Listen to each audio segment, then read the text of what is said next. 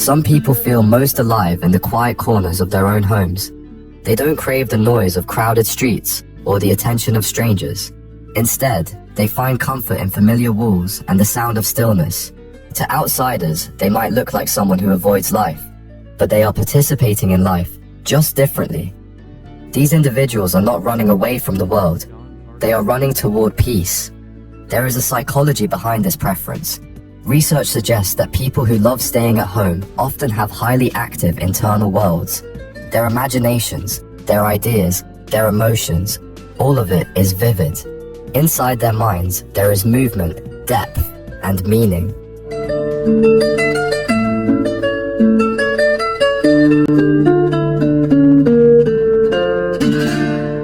Home is not a hiding place. It's a sanctuary where all of that can breathe. Psychologists sometimes call this high internal self-presence, the ability to feel more connected to one's inner world than the outer one. These people don't need loud excitement to feel joy. They can stare at a window, sip a warm drink, and experience a kind of fulfillment that others chase in distant places. Their hearts don't beat faster in crowds. They beat steadier in silence. But here's the interesting part. It wasn't always this way. Many of them once tried to fit into the rushing world. They tried matching the energy of friends who loved parties, or adventure, or constant movement, and somewhere along the way, they realized something. Their calm wasn't a flaw. Their desire for solitude wasn't a weakness. It was just who they were. I remember the first time I understood this. I thought that constantly staying home would make me feel left out or lonely, but instead, I felt understood by the space around me. I realized I didn't need noise to feel alive. I didn't need everyone's eyes to feel seen.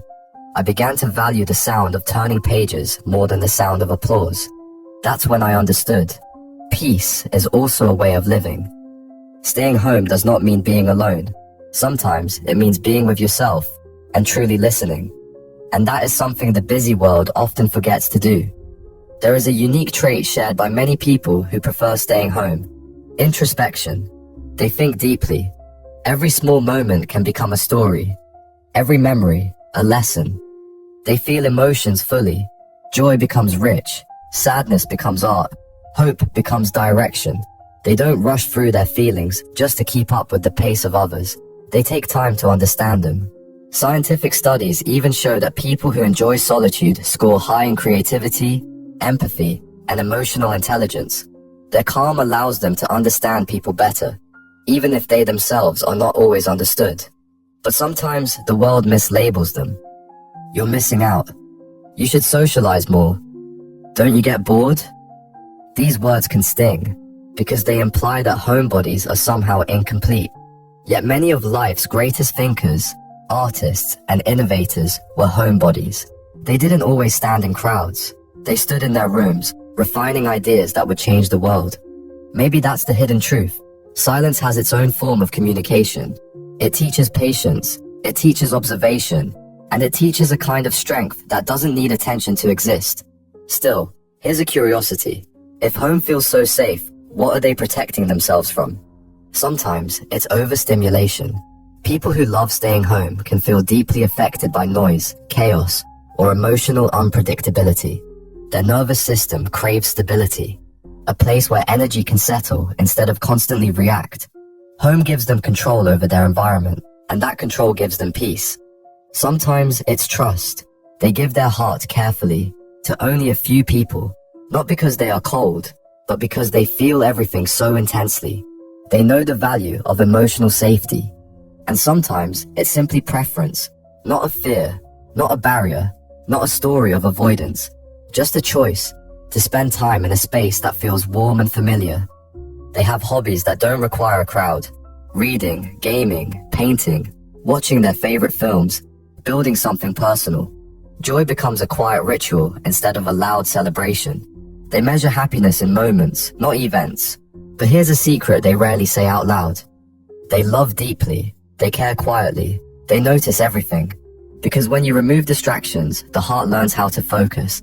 If you are someone who loves staying home, you might have felt misunderstood.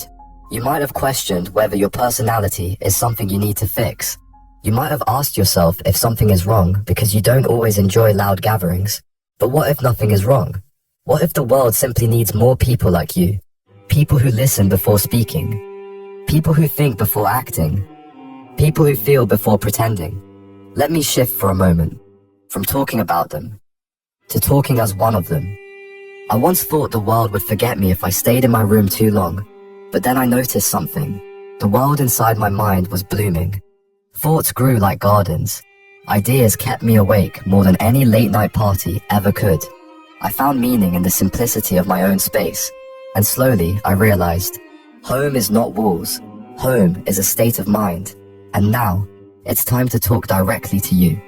Because maybe you are one of these people. Maybe you've always felt a little different. Maybe you enjoy your company more than the company of crowds. And maybe the world hasn't celebrated that part of you yet. But you know what? Your quiet is powerful. Your silence has depth. Your solitude is a gift, not a burden. And if you stay with me, there is something important still waiting to be said. Because the truth is, the people who love staying home are not avoiding life. They are living it with intention. They don't want to waste words on small talk or time on shallow experiences. They want meaning, authenticity, real connections, even if those connections are few. Psychologists say that people who prefer solitude are often highly self-aware. They can recognize their own emotions with clarity. They understand who they are, what drains them, and what nourishes them. Most people live without knowing these things their entire lives. But the homebodies, they learn early. It doesn't mean they never get lonely. Loneliness and solitude are not the same thing. Solitude is chosen. Loneliness is not. A person can feel lonely even in a crowded room. But solitude gives strength. There are days when staying home can feel like protection, a break from a world that demands too much. And there are days when it feels like freedom, the freedom to just be. Let's go deeper into the psychology behind this preference.